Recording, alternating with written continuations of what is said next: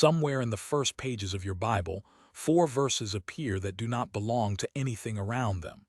They arrive without warning. They describe beings that should not exist. They give no explanation, no judgment, no conclusion. And then the text simply moves on as though the writer expected you to already know what he was talking about. Most people read past those verses in about 20 seconds. Tonight we are going to stop there and stay there and follow the trail they leave through the rest of Scripture. Because buried in those 4 verses is a phrase of 5 words that almost nobody notices, and it breaks the story wide open. There were giants in the earth in those days, and also after that. And also after that. After what? After the flood that destroyed everything. If the flood wiped the earth clean, why does the Bible say there were still giants afterward? And why, several centuries later, do 12 men come back from a scouting mission and report that they saw them? That is the question we are following tonight. We will start with the 4 verses in Genesis. We will look at the actual Hebrew word, which appears fewer times than you would ever guess. We will trace the giants forward through the Bible, from the spies of Moses to a bed made of iron to a man with 6 fingers on every hand. And then we will face the question everyone argues about. Who exactly were the sons of God, and why did the Bible refuse to tell us? Here is the passage in full as the King James Bible gives it. And it came to pass, when men began to multiply on the face of the earth, and daughters were born unto them, that the sons of God saw the daughters of men that they were fair, and they took them wives of all which they chose. Sons of God, daughters of men, took them wives of all which they chose. Every phrase in that sentence has been fought over for 2,000 years. Then comes a verse that sits in the middle of it like a warning light. And the Lord said, My spirit shall not always strive with man, for that he also is flesh. Yet his days shall be 120 years. Something has gone badly wrong, and God is setting a limit. A countdown has started. Notice that God's response comes before the giants are even mentioned. Whatever is happening here, heaven is already reacting to it. And then verse 4. There were giants in the earth in those days, and also after that, when the sons of God came in unto the daughters of men, and they bare children to them, the same became mighty men which were of old, men of renown. Read it slowly, because the order of the clauses matters enormously, and almost every retelling gets it backwards. The giants are already in the earth in those days. Then the sons of God come in to the daughters of men. Then children are born. And those children became mighty men. Now the word itself, and this is where the first surprise is waiting. The Hebrew is Nephilim. It is Strong's number 5303. Most people assume it runs all through the Old Testament like a drumbeat. It appears 3 times. That is all. Once in Genesis chapter 6, and twice in a single verse in Numbers chapter 13. An entire tradition, thousands of books and documentaries and arguments, rests on 3 appearances of one word. And where does the word come from? The root is naphal, which means to fall. From that root, Nephilim has been read as the fallen ones. Others take it actively rather than passively, and the lexicons give the sense of a feller, one who cuts others down, a bully, a tyrant. So the name may not be describing their height at all. It may be describing what they did to everyone around them. Which brings us to something most readers have never been told. The word giants is not in the Hebrew text. When Jewish scholars translated the Old Testament into Greek, in the version we call the Septuagint, they rendered Nephilim as gigantes. That is the Greek word behind the gigantes, the monstrous offspring of Greek mythology. The Latin Vulgate followed the Greek. The King James followed the Latin. And so the English word giants entered our Bibles. Modern versions like the New American Standard and the English Standard Version simply leave the Hebrew word untranslated. Nephilim. There is a second Hebrew word in that verse, and it is the one describing the children. They became mighty men which were of old, men of renown. The Hebrew there is Gibborim, warriors, champions, men of might and reputation. And that word shows up again a few chapters later, attached to a name everyone recognizes. And Cush begat Nimrod. He began to be a mighty one in the earth. The same root. The Bible quietly links the founder of Babel to the vocabulary of Genesis 6. Now let us be honest about what the passage does not contain, because this is where most of the internet goes wrong. Genesis gives no height, not one measurement, not a cubit, not a comparison, nothing. It gives no kingdom, no thrones, no empire, no conquest, no world domination. It does not say they built cities or ruled nations or enslaved humanity. It says they were mighty men of renown, and then it stops talking. Everything beyond that is somebody's addition. What happens next in Genesis is the flood, and the reason given is unsparing. And God saw that the wickedness of man was great in the earth, and that every imagination of the thoughts of his heart was only evil continually. Then, and it repented the Lord that he had made man on the earth, and it grieved him at his heart. The waters come. Everything on dry land dies. And that ought to be the end of the giants. Case closed, story finished. Except the Bible already told us it was not. Go back to that verse and read the 5 words again. There were giants in the earth in those days, and also after that. The writer of Genesis, telling us about the world before the flood, pauses to note that they were around afterward as well. He does not explain how. He does not seem to think it needs explaining. And then, centuries later, the story picks that thread straight back up. Moses sends 12 men to scout the land of Canaan. They are gone for 40 days. 10 of them come back terrified. And they brought up an evil report of the land which they had searched unto the children of Israel, saying, The land, through which we have gone to search it, is a land that eateth up the inhabitants thereof. And all the people that we saw in it are men of a great stature. Men of a great stature. And then they name what they saw. And there we saw the giants, the sons of Anak, which come of the giants. And we were in our own sight as grasshoppers, and so we were in their sight. There is the word again, Nephilim, twice in one verse, the only other place it occurs. And notice the last phrase, because it is devastating and very human. We were in our own sight as grasshoppers, and so we were in their sight. The second half is not something the giants told them. It is what the spies assumed the giants must be thinking. Fear does that. It tells you exactly how small you look to somebody else. So the sons of Anak enter the story, and from here the Bible starts naming these peoples the way it names any other nation. The Anakim in the hill country, and when Israel passes east of the Jordan, more names. The Emims dwelt therein in times past, a people great and many and tall as the Anakims, which also were accounted giants as the Anakims, but the Moabites call them Emims. Different nations, different names, same reputation. This is not myth language. This is a map with peoples on it.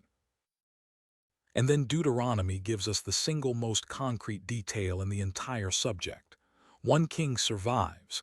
His name is Og, and he rules Bashan. For only Og, king of Bashan, remained of the remnant of giants. Behold, his bedstead was a bedstead of iron. Is it not in Rabbath of the children of Ammon? 9 cubits was the length thereof, and 4 cubits the breadth of it, after the cubit of a man. 9 cubits long, 4 cubits wide, made of iron. And the text tells the reader where it is kept, as if daring them to go and look. Work out the measurements. A cubit is roughly 18 inches, and Deuteronomy even specifies after the cubit of a man. 9 cubits is about 13.5 feet long. 4 cubits is about 6 feet wide. That is an enormous bed by any standard. But notice precisely what the verse measures. It measures the bedstead. It does not say Og was 13 feet tall. Ancient beds were often made larger than their occupants, for status as much as for sleep. The Bible gives us one hard number in this whole story, and even that number is about furniture. Then comes Joshua and the campaign that should have finished it. And at that time came Joshua and cut off the Anakims from the mountains, from Hebron, from Debir, from Anab, and from all the mountains of Judah, and from all the mountains of Israel. Joshua destroyed them utterly with their cities. Destroyed them utterly. That is about as final as Hebrew narrative gets. And then the very next verse does something remarkable. It writes down the exceptions. There was none of the Anakims left in the land of the children of Israel. Only in Gaza, in Gath, and in Ashdod there remained 3 cities. The writer names them, one after another, like a man closing a door and noting the gap at the bottom. Gaza, Gath, Ashdod, every one of them a Philistine city. And if you know what happens next in the story of Israel, one of those names should have just jumped off the page. Because a few centuries later, an army of Philistines gathers in the valley of Elah, and a champion steps out of their ranks.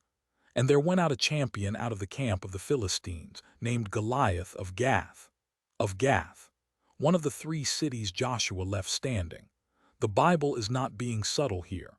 It told us where the remnant survived, and then it tells us where the giant came from, and it lets the reader connect the two.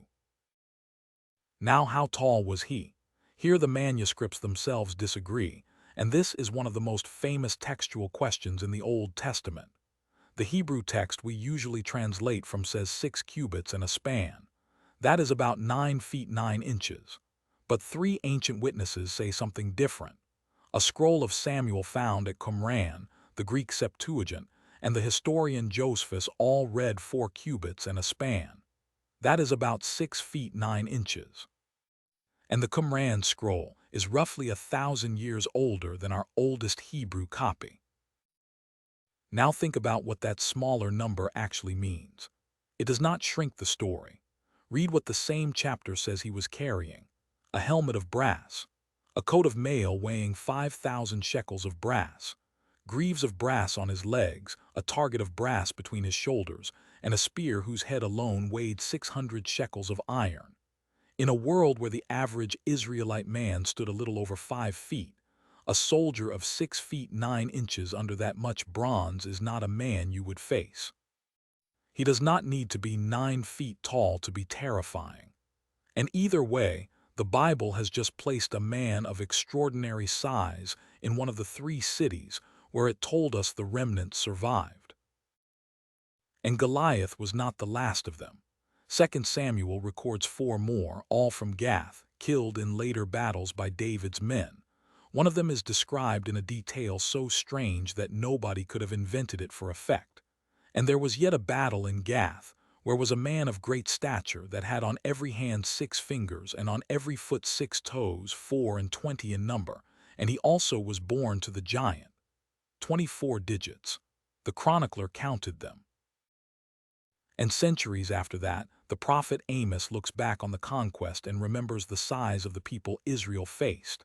Yet destroyed I the Amorite before them, whose height was like the height of the cedars, and he was strong as the oaks. Tall as cedars, strong as oaks. This is poetry, and poetry exaggerates. But it tells us how Israel remembered these nations 300 years later, not as a legend they had outgrown, as something their grandparents had genuinely been afraid of. There is one more name for these peoples, and it is the one that turns up most often: the Rephaim. In the Hebrew lexicons it is Strong's number 7497, and it runs right across the Old Testament. Genesis lists them among the nations of Canaan. Deuteronomy places them east of the Jordan. Joshua marks their territory on the map of the conquest. And there is a valley just outside Jerusalem that carries their name to this day. The Valley of Rephaim, where David fought the Philistines twice. Not a rumor from before the flood, a place name, a piece of geography. And Ezekiel gives them one last, haunting appearance. Describing the mighty warriors of old going down into the grave, he writes of the mighty that are fallen of the uncircumcised, which are gone down to hell with their weapons of war. And they have laid their swords under their heads, but their iniquities shall be upon their bones, though they were the terror of the mighty in the land of the living. Swords laid under their heads, the terror of the mighty. Whatever these warriors had been, the prophets remembered them as buried, disarmed, and finished. which leaves the question we have been carrying since the beginning. If the flood killed everything, how were there giants afterward? There are three honest answers, and the Bible does not choose between them. Perhaps it happened a second time after the flood, which is what the phrase "and also after that" most naturally suggests. Perhaps the trait came through the family of Noah, since Anak's line traces to Canaan, the son of Ham. Or perhaps the later giants are simply unusually tall peoples, and Numbers is comparing them to the old stories rather than claiming descent. Genesis does not tell us. Anyone who says it does is filling in the silence.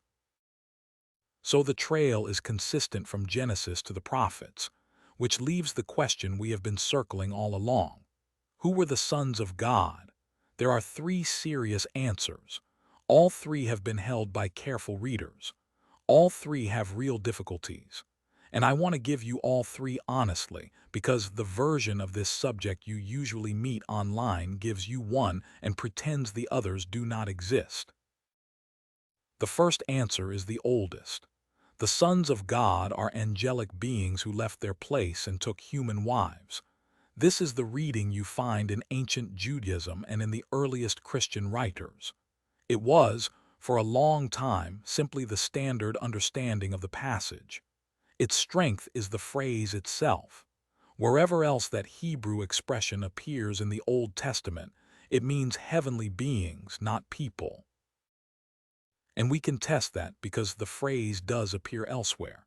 Now there was a day when the sons of God came to present themselves before the Lord, and Satan came also among them.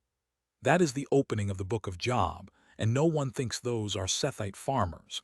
And when God questions Job about creation, he asks where he was on the morning when all the sons of God shouted for joy. That was before humanity existed. The phrase describes beings in the heavenly court. The second answer is that the sons of God are the godly line of Seth, and the daughters of men are the line of Cain. The sin is not a crossing of species. It is the collapse of the one faithful family into the culture around it. This reading has a name and a date attached to it, which surprises people. Julius Africanus, writing in the 3rd century, is the earliest Christian author known to have proposed it, which means it appears roughly 2 centuries after the New Testament was written. The third answer is that the sons of God are human kings and rulers. Across the ancient Near East, kings were routinely called sons of the gods. On that reading, Genesis is describing tyrants seizing whatever women they wanted, which fits the phrase "took them wives of all which they chose disturbingly well." This interpretation entered Jewish exegesis around the middle of the 2nd century after Christ, partly out of conviction that angels could not do such a thing, and partly to shut down speculation about angels altogether. And notice something about those dates, because it is rarely pointed out. Both alternative readings arrive late. The Sethite view in the 3rd century, the king's view in the 2nd. The angelic reading is the one already in place when the New Testament is being written. That does not settle the argument. Old does not automatically mean right, but it does mean the angelic reading is not a modern invention, and anyone who tells you it was made up recently has the history backwards. Now the strongest objection, and it comes from the lips of Jesus. For in the resurrection they neither marry, nor are given in marriage, but are as the angels of God in heaven. Angels do not marry. That seems to end the discussion. But look carefully at the last 3 words. As the angels of God in heaven. Jesus is describing angels who are where they belong. He is not describing beings who left where they belonged. And Jude describes exactly that second group. And the angels which kept not their first estate, but left their own habitation, he hath reserved in everlasting chains under darkness unto the judgment of the great day. Then the very next verse ties it to Sodom, saying those cities went after strange flesh in like manner. In like manner, Jude sets an angelic sin beside a human sexual sin and says they rhyme.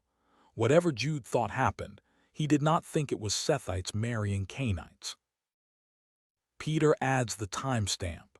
He writes of Christ preaching to the spirits in prison, which sometime were disobedient, when once the long-suffering of God waited in the days of Noah while the ark was a-preparing. Spirits in prison, disobedient, in the days of Noah. Peter is not telling a story about human beings. He is pointing back to the flood generation and to spirits who are still confined because of what happened then. So why does Genesis stay so short about all of this? Here is something worth sitting with. The passage is not vague because the writer was confused. It is vague because the giants are not the point.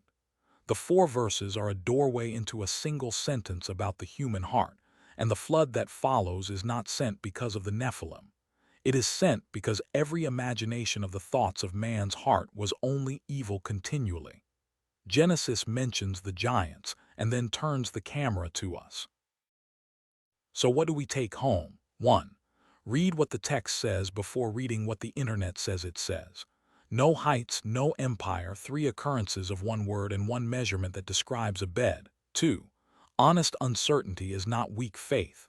3 serious readings exist, careful believers hold each one, and admitting that is simply telling the truth about a difficult passage. 3. The Bible never treats these beings as unbeatable. Joshua cut them off. A shepherd boy dropped the most famous one with a stone. And that last point is the one I would leave you with. 10 spies looked at the sons of Anak and said, "We were in our own sight as grasshoppers." 2 men looked at the very same giants and said the land was good and God had given it. Same giants, same day, same report on the ground. The difference was not the size of the enemy. It was what each man believed about who was standing behind him. If something here has stirred something in you today, perhaps that is not an accident.